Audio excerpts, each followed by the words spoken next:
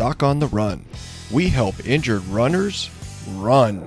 Today on the Doc on the Run podcast, we're talking about how you should audit your stress level to avoid re-injury when you start running after you're recovering from an overtraining injury.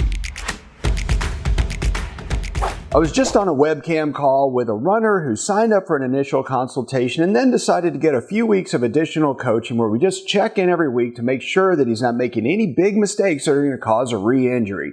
And he's been doing really well. He's back to running. He's running in an Ultra G treadmill. And last session that he did, he actually increased his pace at the end of his run, which was a deviation from the plan, and he had a little bit of pain.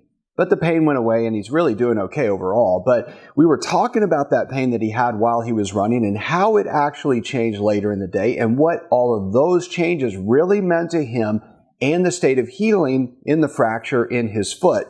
And we were talking about how, the whole goal is to really keep running without slowing down the healing. The way you do that is that you stay below your threshold for re-injury or re-fracture of the bone.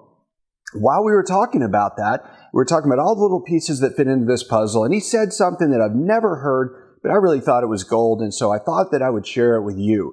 And what he said specifically was, so the best thing I can do is audit my level of stress to avoid a re-injury to the fracture. Yes, that is exactly right.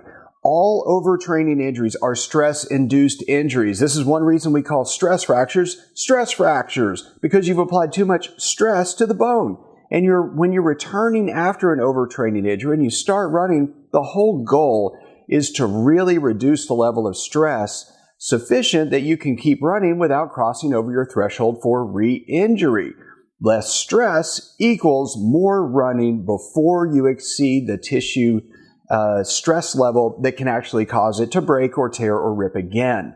So that's what you really have to think about when you've got an overtraining injury like a fracture or a sprain or a strain that needs to be addressed. Now, if you just sit around and wait forever, yeah, that'll work too, but you're going to lose all your fitness. So the whole name of the game when you're a runner is trying to find that perfect balance to actually regaining strength, regaining fitness while still allowing the tissue to heal.